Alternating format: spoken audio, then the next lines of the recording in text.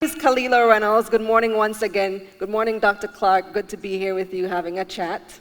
Morning, Kalila. All right. Good to be here with you as well.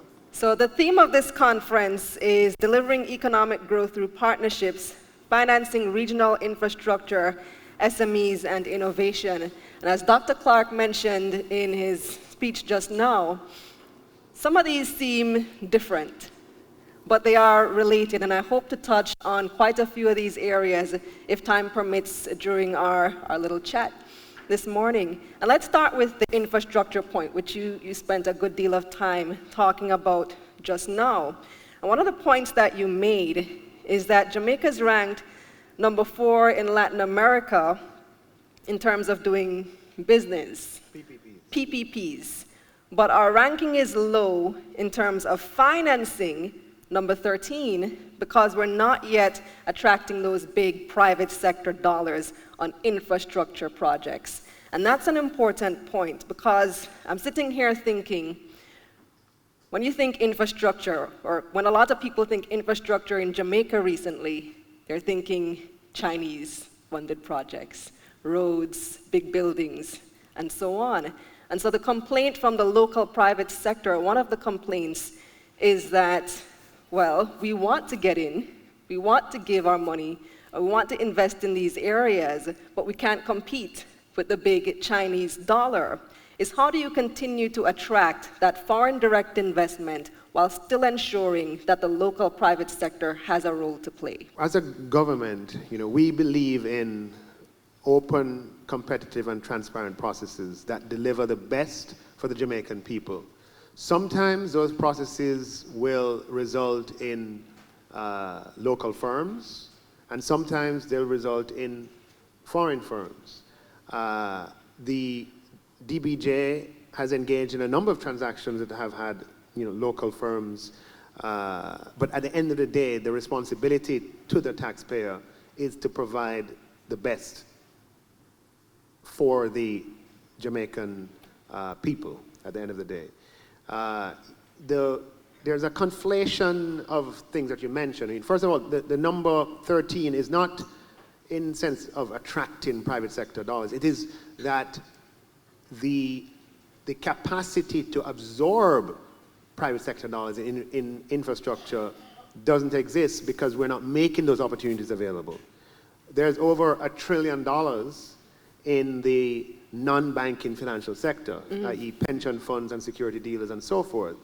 Some amount of that trillion Jamaican dollars could be available for infrastructure, but we would need to make those opportunities available. Yeah? And what I'm signaling is that in the next sort of phase in our evolution, as the government delevers and doesn't need as much from these institutions to fund its operations, that we fully expect for infrastructure opportunities to be available for local institutional players to invest in. Wigton, is an energy infrastructure. We made that public and available. But in addition to that, we hope to attract, once we open up infrastructure invested in Jamaica, we hope to attract capital that exists outside of Jamaica, as well as expertise that exists outside of Jamaica, construction and otherwise.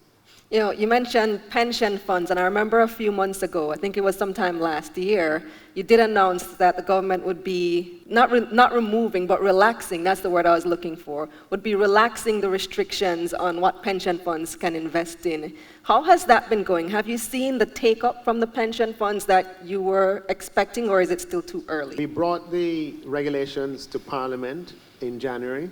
We got some comments from the opposition, which we've incorporated, and I'm expecting to reintroduce it in this month and to have it passed.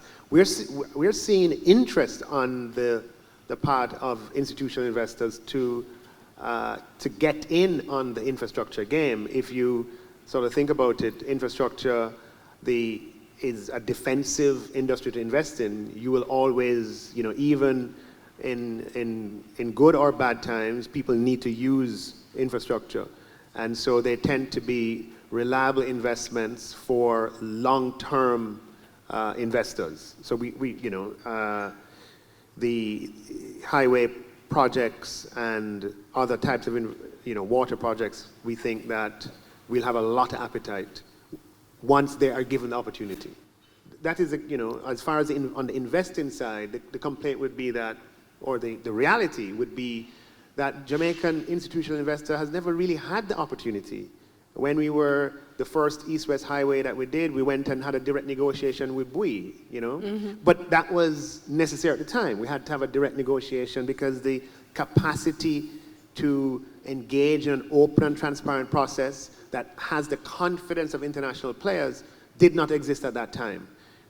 After Bui, we did other highway projects with the Chinese, again, direct negotiation, and a number of other sort of infrastructure things, the Vinci projects in water, direct negotiation. We are expressing the ambition and the intent to develop the capacity right here in Jamaica, where even for large-scale, big-ticket projects, we can have people line up and compete. Right? You can understand that you have to have the credibility of your systems has to be at a particular level for major firms that have opportunities around the world to say they're going to take a ticket, they're going to join a line, and they're going to compete for what you have to offer.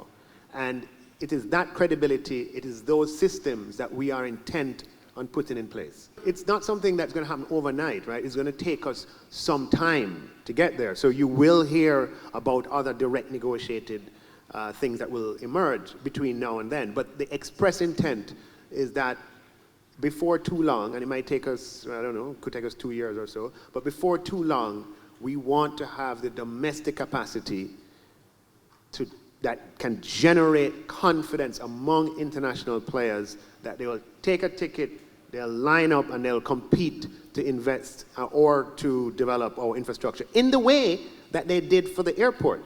That airport divestment, the first time that Jamaica did it a few years ago, it ended up that we had 0 bidders. We went again to market 2 years ago, and we had, if I'm not mistaken, 7 major airport operators around the world, each of which, I believe, with the exception of one, probably operated 10, 12, 30, 40, 70 airports.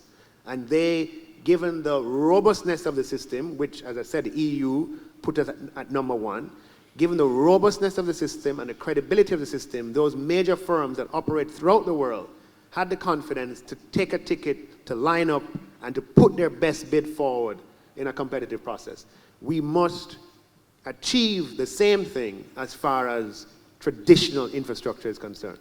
Well, you know what people are lining up to do lately is to invest on the Jamaica Stock Exchange. So I want to touch a little bit on the role of the markets. I've heard quite a bit of talk about the possibility of a micro stock exchange being developed. Is that something that the government is particularly involved in, or is that something that the JSE is looking at?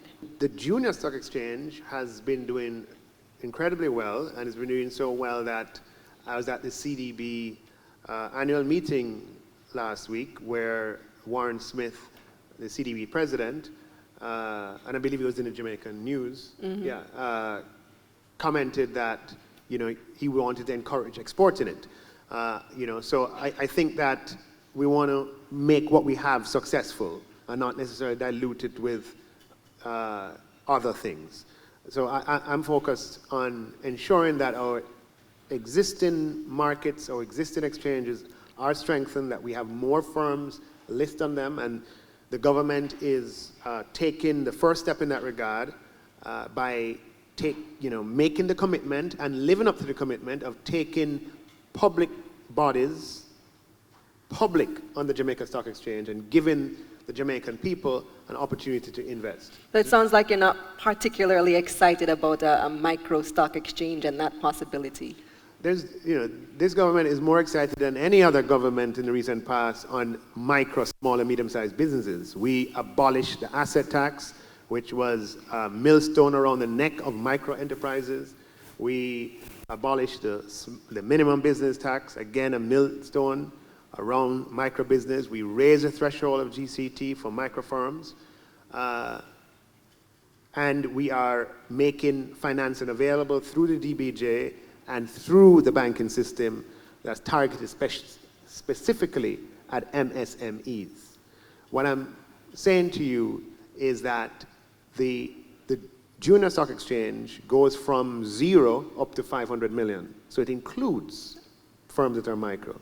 We don't need special, in other words, the junior stock exchange is from 0 to 500 in terms of equity capital. If your equity capitalization or your shareholders' funds or shareholders' equity is greater than 500 million, then you have to go to the main exchange. If it's less, including if it's in the micro phase, you can access the junior stock market. So you wouldn't see the need for special attention for the micro businesses then, as opposed to the small and medium? That's such a mischievous comment, Kalila. I've already said. Me? Yes. You said, so you don't see special attention in the micro firms. I've already said to you that, and I think the evidence is there, we have done more for micro firms than any government in the recent past. I have used the word abolish more than any minister of finance in the recent past.